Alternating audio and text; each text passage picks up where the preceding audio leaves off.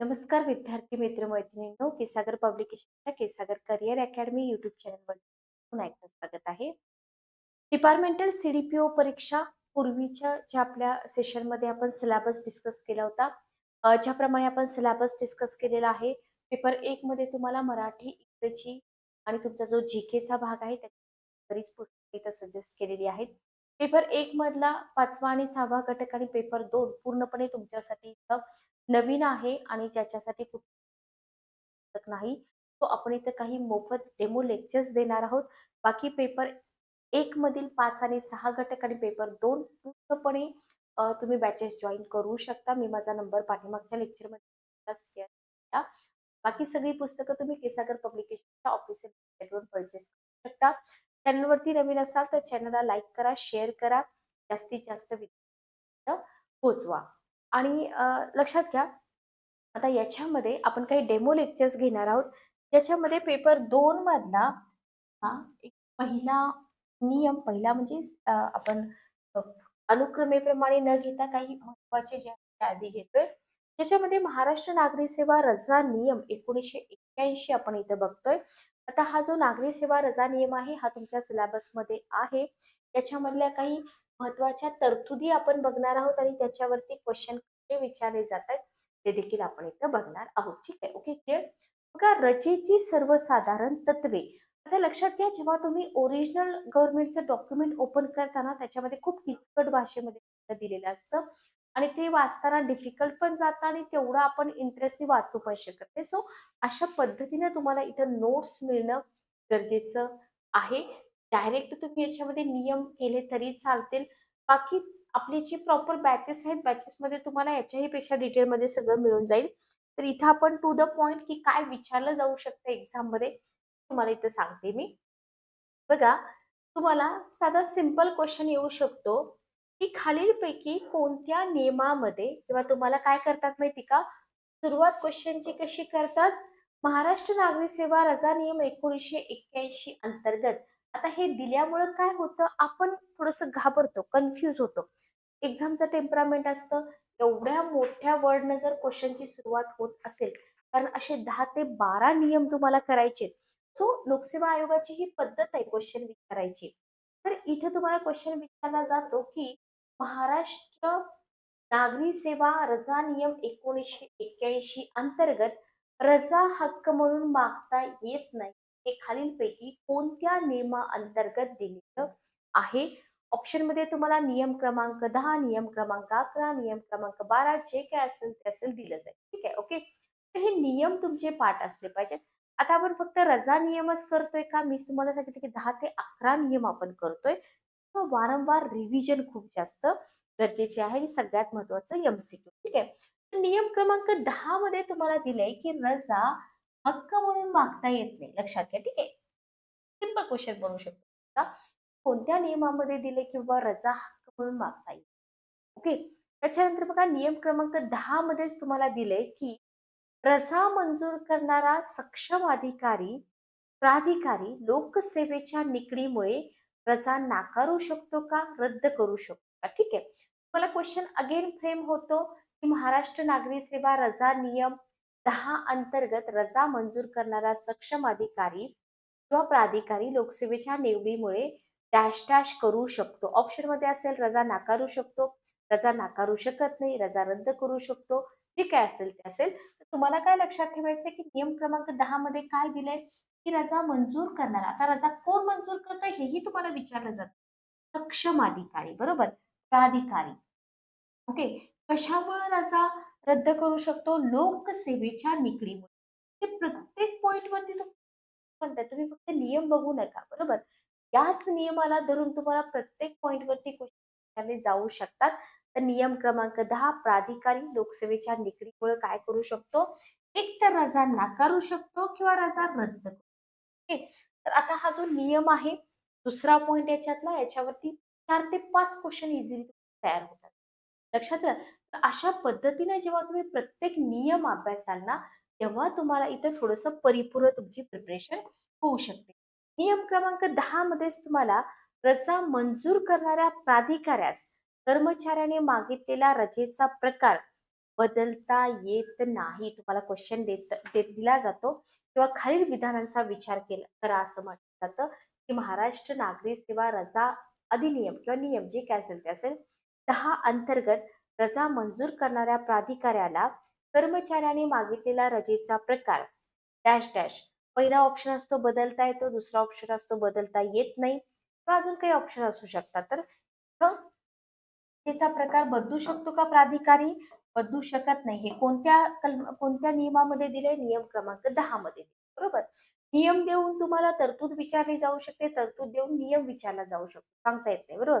त्यासाठी कर्मचाऱ्याची लेखी विनंती असली पाहिजे. तर लक्षात घ्या, ऑप्शन मध्ये तुम्हाला काय देतील? की रजेचा प्रकार बदलता येतो, रजेचा प्रकार बदलता येते. तिसरा ऑप्शन असू शकतो की जर कर्मचाऱ्याची लेखी विनंती असेल तर रजेचा प्रकार बदलता येतो. बरोबर. तर हा तिसरा पॉइंट पण तुम्ही इथे लक्षात ठेवणं खूप जास्त गरजेचं आहे. समजते का बघा? तर हे तीनच इथं तरतुदी आहेत. नियम 10 याच्यावरती तुम्हाला जवळजवळ 9 ते 10 क्वेश्चन इथेच बघ. लक्षात आलं? एवढा डीप मध्ये जर तुम्ही अभ्यास करत असाल तरच डिपार्टमेंटलची ही पोस्ट तुम्ही असा अभ्यास तुम्हाला प्रत्येक नियमांचा करायचा आहे. पेपर क्रमांक 2 तुम्हाला अशाच पद्धतीने डिटेलमध्ये करायचा आहे. जसं पोलीस सब इन्स्पेक्टरच्या परीक्षेमध्ये तुम्हाला कायदे असतात ना, सगळं फॅक्च्युअल असतं. तसंच तुम्हाला इथं करायचं आहे. ओके, लक्षात आलं? क्लिअर? चला पुढे बघा. महत्वाची तरतुदी इथे दिलेत बरं का. नियम क्रमांक 4 बघा. कर्मचारी सेवेत असताना त्याच्या विनंतीवरून भूतलक्षी प्रभावाने एका प्रकारच्या रजेचे दुसऱ्या प्रकारच्या रजेमध्ये परिवर्तन करतात. लक्षात ठेवा बरं का. कोणत्या नियमामध्ये हे दिलेलं आहे की देत असताना त्याच्या विनंतीवरून भूतलक्षी प्रभावाने हे पूर्वीचा पूर्वीच्या दिनांकाने वगैरे बरोबर की अगोदरच्या एका प्रकारच्या रजेचं दुसऱ्या प्रकारच्या रजेमध्ये परिवर्तन करता येतं. बरोबर. आता इथे कंडिशन आहे बघा. पण त्यावेळी ज्यावेळी हे परिवर्तन करतायत त्यावेळी तशी रजा अनुदेय असली पाहिजे. हे खूप महत्वाचं आहे. ओके, कशी असली पाहिजे? अनुदेय असली पाहिजे. आणि हे जे रजेचं परिवर्तन होतंय ना, तर या परिवर्तनामुळे ज्यादा देण्यात आलेल्या रकमेची वसुली केली जाते किंवा थकबाकीची रक्कम दिली जाते. हे कोणत्या नियमामध्ये दिलेलं आहे? नियम क्रमांक 4 मध्ये. ठीक आहे, हे क्लिअर? तर हा नियम क्रमांक 4 याच्यामध्ये तुम्हाला भूतलक्षी प्रवाह आणि अनुदेय असली पाहिजे या 2 पॉइंट्स वरती क्वेश्चन शक्यता नाकारता येत नाही. लक्षात घ्या, रजा नियम याचं इंट्रोडक्शन, याच्यामध्ये किती नियम आहेत, किती भाग आहेत, हे सगळं आपल्याला डिटेल बॅच मध्ये शिकायचं आहे. ओके, इथे जस्ट आपण डेमो लेक्चर्स म्हणून हे लेक्चर कंडक्ट करत आहोत. अनुपस्थितीचा कालावधी भूतलक्षी प्रभावाने असाधारण रजेत परिवर्तित करता येतो का? जर करता येत असेल तर रजा नियमामध्ये कोणत्या नियमाअंतर्गत हे दिले? तर नियम 63 रिपोर्ट नियम 6. बरोबर. तर लक्षात घ्या, अनुपस्थितीचा कालावधी भूतलक्षी प्रभावाने काय करता येतो? असाधारण रजेमध्ये परिवर्तित करता येतो. आणि इथं बघा, आता ही जी रजा असते ना अशा प्रकारची जी भूतलक्षी प्रभावाने परिवर्तित करता येते, ही रजा उपभोगण्यापूर्वी अर्ज करून मंजूर करून घेतली जात नाही. उपभोग झाल्यानंतर घेतली जाते. लक्षात घ्या. तर अनुपस्थिती नियमित करण्यासाठी ही रजा काय केली जाते? नंतर मंजूर केली जाते. तुम्हाला विचारलं जातं की कोणती रजा नंतर मंजूर केली जाते, कोणत्या नियमाअंतर्गत आहे वगैरे वगैरे. ठीक आहे. ओके, लक्षात आलं? तर ही जी तत्व आहेत ना रजेची, सर्वसाधारण तत्व, हे जे नियम दिलेत त्याच्यामधल्या प्रत्येक शब्दावरती तुम्ही फोकस करा. जेव्हा तुम्ही प्रत्येक शब्दांवरती फोकस कराल ना, तेव्हाच तुम्हाला लक्षात येईल की बाबा परीक्षेमध्ये काय आणि कशा पद्धतीनं विचारलं जाणार आहे. ठीक आहे. ओके, नेक्स्ट बघा, नियम क्रमांक 16. नियम क्रमांक 16 काय दिले? नियम क्रमांक 16 मध्ये कोणत्याही प्रकारची रजा सतत 5 वर्षाहून अधिक कालावधी करता मंजूर करता येत नाही. क्वेश्चन बनतो इथं की खालीलपैकी महाराष्ट्र रजा नियम खालीलपैकी कोणत्या नियमाअंतर्गत असं दिलेलं आहे की कोणत्याही प्रकारची रजा सतत 5 वर्षाहून अधिक कालावधी करता मंजूर करता येत नाही किंवा सतत डॅश डॅश वर्षाहून अधिक कालावधी करता मंजूर येत नाही. फॅक्च्युअल पॉइंट्स तुम्हाला विचारले जाणार. ठीक आहे. ओके, पूर्वी 5 वर्ष अनुपस्थित राहिल्यास नोकरी गमवावी लागत होती. बरोबर? हेही लक्षात ठेवा. पण आता सलग रजा मंजुरी प्रतिबंध. लक्षात आलं? नियम क्रमांक 16 विसरू नये. त्याच्यानंतर आहे नियम क्रमांक 16 मध्ये 7वा पॉइंट, रजेच्या कालावधीत नोकरी किंवा व्यवसाय सक्षम प्राधिकाऱ्याच्या पूर्व मंजुरीशिवाय स्वीकारता येत नाही. म्हणजे एखादा कर्मचारी आहे, त्यानं रजा घेतलीये, बरोबर, आणि रजेच्या कालावधीमध्ये तो दुसरी नोकरी करतोय किंवा काहीतरी व्यवसाय करतोय, तर हे चालेल का? नाही चालणार. कारण का? सक्षम प्राधिकाराची पूर्व मंजुरी इथं नाही. हे कशामध्ये दिले? नियम क्रमांक 16 मध्ये दिले. 24 तास सरकारी नोकर हे तत्व कोणत्या नियमाच्या पाठीमागे आहे? नियम क्रमांक 16. सक्षम प्राधिकाराच्या पूर्व मंजुरीशिवाय रजेच्या कालावधीमध्ये तुम्ही तुमचा व्यवसाय करू शकत नाही, दुसरी नोकरी करू शकत नाही. सहसा अशी परवानगी मिळतच नाही. लक्षात घ्या. ओके. नियम क्रमांक 16. नेक्स्ट बघा, नियम क्रमांक 40, राजपत्रित कर्मचाऱ्यास शासकीय वैद्यकीय अधिकाऱ्याच्या वैद्यकीय प्रमाणपत्राच्या आधारे वैद्यकीय कारणास्तव रजा मंजूर करता येते. व्हेरी व्हेरी इम्पॉर्टंट, तुम्हाला इथं क्वेश्चन बनू शकतो. याच्यामध्ये राजपत्रित कर्मचारी, शासकीय वैद्यकीय अधिकारी हे दोन शब्द खूप जास्त महत्वाचे आहेत. मेडिकल सर्टिफिकेट, वैद्यकीय प्रमाणपत्राच्या आधारे रजा मंजूर करता येते का? करता येते. आता हे झालं राजपत्रित कर्मचाऱ्यांबद्दल, बरोबर, याला मी 1 नंबर देते. पण जे अराजपत्रित कर्मचारी आहेत ना, यांना काय करावं लागतं? नोंदणीकृत वैद्यक व्यावसायिकच्या वैद्यकीय प्रमाणपत्राच्या आधारे वैद्यकीय रजा मंजूर करता येते. इथं शासकीय वैद्यकीय अधिकाऱ्याच्या वैद्यकीय प्रमाणपत्र म्हटले, तर नोंदणीकृत वैद्यकीय व्यवसायाच्या वैद्यकीय प्रमाणपत्र म्हटले. हा जो डिफरन्स आहे, त्या डिफरन्स मधूनच तुम्हाला क्वेश्चन बनतात. लक्षात घ्या. बरोबर? काय विचारलं जातं आणि कसं विचारलं जातं हे इथं खूप जास्त महत्वाचं आहे. नियम क्रमांक 40. फरक फक्त राजपत्रित अराजपत्रित दोन्ही मधला आपल्याला लक्षात ठेवायचा आहे. त्याच्यानंतर आहे नियम क्रमांक 41, रजा मंजूर करणाऱ्या सक्षम प्राधिकाऱ्याला स्वेच्छा निर्णयानुसार दुसरे वैद्यकीय मत घेता येते. ओके. का रजा मंजूर करणारा जो सक्षम प्राधिकारी आहे ना, त्याला जर वाटलं की नाही बाबा हा कर्मचारी काहीतरी खोटं बोलतोय किंवा ह्यानं खोटं मेडिकल सर्टिफिकेट बनवून आणले, तो दुसरं वैद्यकीय मत विचारात घेऊ शकतो. लक्षात घ्या. म्हणजे सामान्यतः रजेचा अर्ज आल्याबरोबर म्हणजे रजा चालू असताना ही कार्यवाही अपेक्षित. बाबा खरंच मेडिकल इमर्जन्सी आहे का? कर्मचारी परत हजर होताना ही कार्यवाही केली जाते व ती निरुपयोगी ठरते. त्याच्यामुळे चालू असतानाच ही कार्यवाही केली जाते. नियम क्रमांक 41. नियम क्रमांक 47, वैद्यकीय कारणास्तव रजेवर असलेल्या कर्मचाऱ्याने वैद्यकीय स्वास्थ्य प्रमाणपत्र सादर केल्याशिवाय त्याला कामावर घेता येत नाही. जर तुम्ही रिझन दिले की मी या रिझन मुळे रजा घेतोय, जर तुम्ही ते प्रमाणपत्र पुढे दिलं तर तुम्ही पुढे कामावरती कंटिन्यू करत नाही. ठीक आहे. ओके. क्लिअर.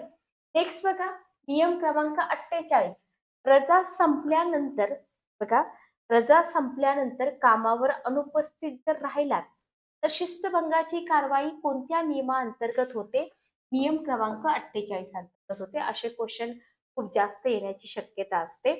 नियम क्रमांक 49, रजा संपण्याचा दिवस ते कामावर रुजू होण्याचा दिवस, बरोबर, या दरम्यानचा संपूर्ण कालावधी ज्याच्यामध्ये रविवार सुट्ट्या धरल्या जातात, हा काळ डॅश डॅश म्हणून धरण्यात येईल. अनुपस्थितीचा काळ कशामध्ये दिलाय? नियम क्रमांक 49. ओके. क्लिअर. कोणता काळ असा तुम्हाला ऑप्शन विचारला जाऊ शकतो, तर तो असतो कोणता काळ? अनुपस्थितीचा काळ. ठीक आहे. ओके. क्लिअर. नेक्स्ट क्वेश्चन बघा, रजेच्या मागे किंवा पुढे जर सार्वजनिक सुट्ट्या असतील तर त्या जोडून घेता येतील. कार्यालयीन कामकाज करणाऱ्यांना ही सवलत मिळते. पण फील्डमध्ये जर पर्यायी कर्मचारी उपलब्ध असेल तरच. पर्यायी कर्मचारी जर उपलब्ध नसेल तर असा लाभ मिळतो का? लक्षात घ्या, असा लाभ मिळत नाही. ठीक आहे. ओके. क्लिअर. हे लक्षात ठेवा.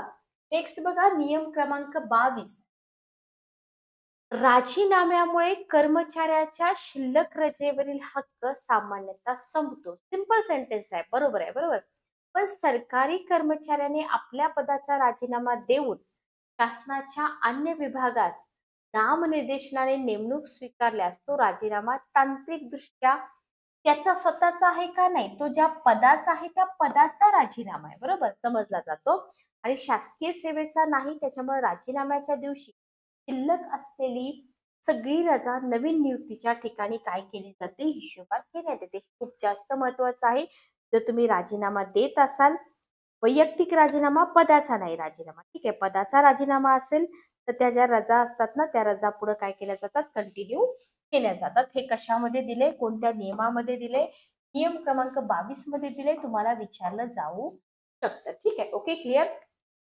याच्यानंतर तुम्हाला सगळ्यात जास्त क्वेश्चन येतात रजेच्या प्रकारावरती, बरोबर, ज्याच्यामध्ये तुम्हाला देय आणि अनुदेय रजा आणि विशेष रजा.